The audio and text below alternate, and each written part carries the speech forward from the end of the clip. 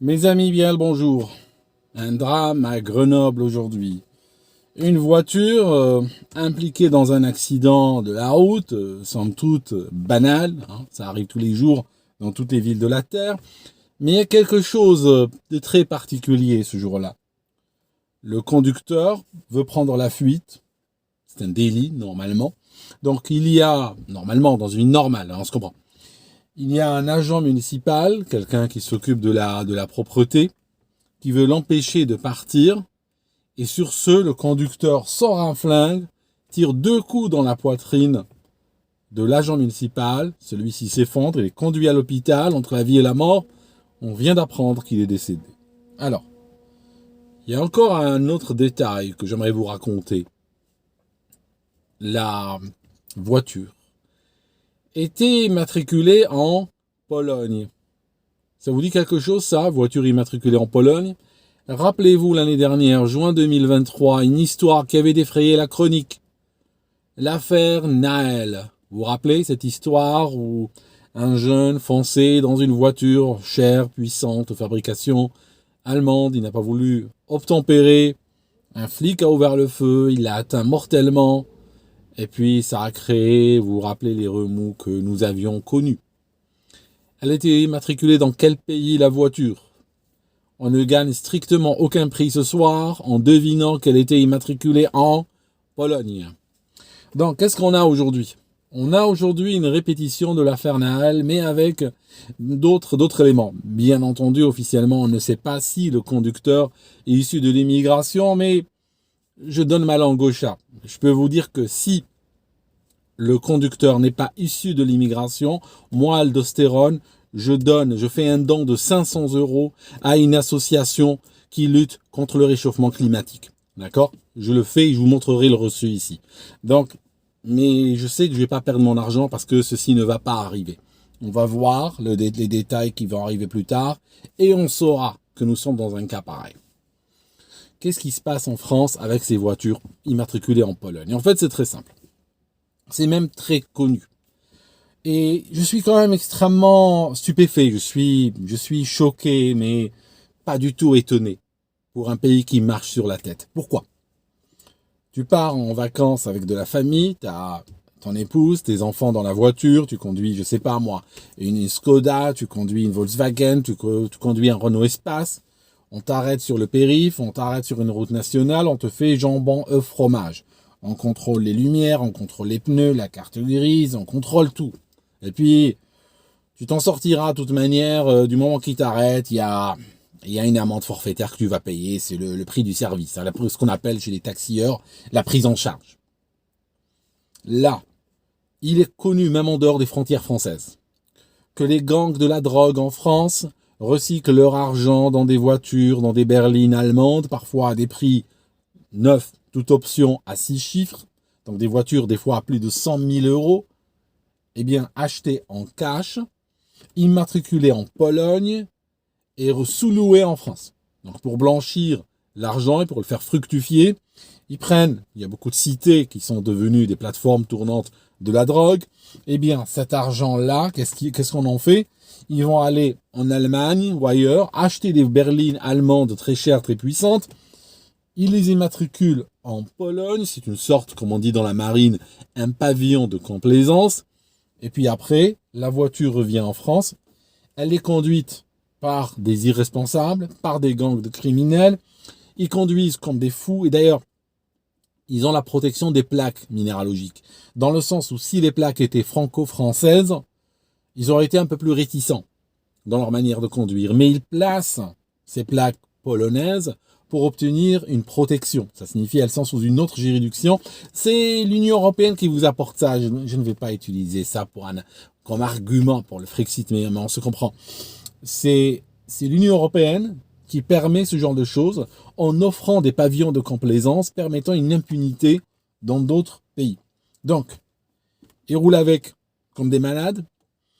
C'est des gens qui souvent roulent, donc je disais, sans permis, parfois ou souvent sans assurance, excès de vitesse, sans égard pour le code de la route. Parfois, ils sont sous l'influence d'alcool et de stupéfiants. Ils transportent parfois des stupéfiants et tout ça. Et puis là, Là, il n'y a personne qui les embête. Là, contrairement à la famille qui part en vacances, qui subit le harcèlement, eh bien, eux, il semble-t-il que personne ne les touche. Moi, je suis flic. Je vois quelqu'un issu de l'immigration dans une voiture allemande, plaque polonaise, et il se gare. Je veux le fisc, les stupes, les chiens, l'immigration, la douane. Je suis sûr que je vais trouver quelque chose ce jour-là. S'il y a 12 voitures, j'arrête les 12. Mais là, ça ne semble pas inquiéter qui que ce soit outre mesure. C'est quelque chose. Alors, moi, je vous dis, mes chers Français, vos autorités vous ont abandonné. Il vous a abandonné à l'ordre des gangs. Les flics cherchent ce qu'on appelle les soft targets, les cibles faciles, mais ils ne touchent pas à ce genre de véhicule. Pourtant, ce genre de véhicule, clairement, c'est comme s'il y avait un drapeau au-dessus.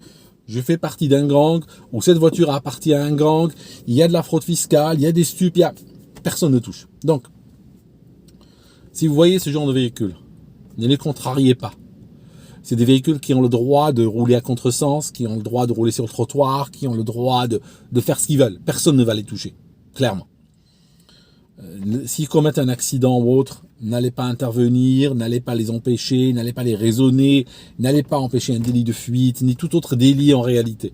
Juste partez dans l'autre sens, il vaut mieux parce que là, il y a eu un drame l'année dernière, il y en a cette année, et puis on va en voir d'autres, plus toutes les histoires, dont probablement qui n'ont pas un profil suffisamment élevé pour que ça arrive à notre attention. Grenoble. Juste pour vous dire, Grenoble, j'ai vécu un certain temps, j'étais étudiant en médecine, et d'ailleurs c'est à partir de là que mes rêves de devenir médecin partaient en mille morceaux, parce que la préfecture du Rhône, qui est de l'Isère plutôt, qui est anti-immigration résolument, enfin, pas anti-immigration comme celle que je représentais, ou comme celle que représente quelqu'un qui vient étudier médecine sur leur terre, n'a pas voulu me donner de carte de séjour. Mais non, à toi, non. La terre entière, les migrants, les sans-papiers, ceux qui occupent les églises, tout ça, oui. Les criminels, machin. Des rebeux qui étudient médecine, franchement, non. Parce que nous, en termes de... Tu vas remplacer la mauvaise population, on souhaite pas ça. Voilà. Donc, voilà mes amis. Faites très attention à ce genre de véhicule. Qu'est-ce que je voulais que je vous dise ? C'est un pays, la France fait office d'un pays extrêmement mal tenu. Je ne vais pas vous dire que le Royaume-Uni est bien tenu. On pourrait presque merger dans les deux pays, on pourrait presque merger la France et le Royaume-Uni, tellement ils semblent être dirigés par la même caste, par les mêmes incompétents, par les mêmes néfastes, tellement ils semblent prendre les ordres aux mêmes endroits. On a l'impression, clairement. Mais voilà, on a fait d'ailleurs, tout comme vous, on a même poussé jusqu'à faire nos élections législatives la même semaine que vous. Les deux étaient par surprise, d'accord ? Donc, juste pour vous dire que les ordres viennent du même endroit. Voilà mes amis, qu'est-ce que je voulais que je vous dise ? Il y a des gens qui ont le droit de tout faire. Il y a des gens qui sont au-dessus de la loi, il y a des gens, les autorités ont décidé de les laisser tranquilles. Les gangs, clairement, bon, voilà. Les gangs de la drogue peuvent recycler leur argent, tranquillou, dans des voitures extrêmement voyantes, plaques très voyantes. Non, ça n'intéresse personne, ça. Je ne sais pas comment. Je ne sais pas par quel miracle. Voilà. Merci, mes amis, d'avoir écouté jusque-là. On va attendre la sortie du nom du tueur. Je pense qu'il va se faire gauler dans les heures qui viennent. Il va pas aller très loin, je veux dire. Notez ce qui est extraordinaire, c'est cette capacité de tuer pour rien du tout. Parce que là, c'est pas qu'il était en train de sortir d'une banque où il avait déjà attaqué une banque, flingué des gens, tout ça, et puis il n'est plus à ça près. Non. On est dans un accrochage, on est dans un accident de la circulation, tout ça, quelque chose qui est matériel plus qu'autre chose. Mais là, il flingue une personne juste pour avoir quelques heures de paix, entre guillemets.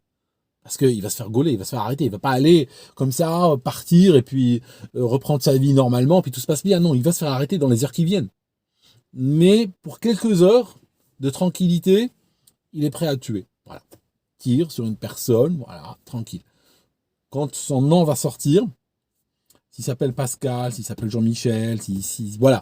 S'il n'est pas issu de l'immigration, ok, vous me désignez une association reconnue qui lutte contre le réchauffement climatique. Je leur offre 500 euros. Ok. Et puis, je vous montre le reçu du paiement. Merci mes amis d'avoir écouté jusque-là. Et on se voit dans une prochaine vidéo. D'ici là, faites très attention à ces voitures-là.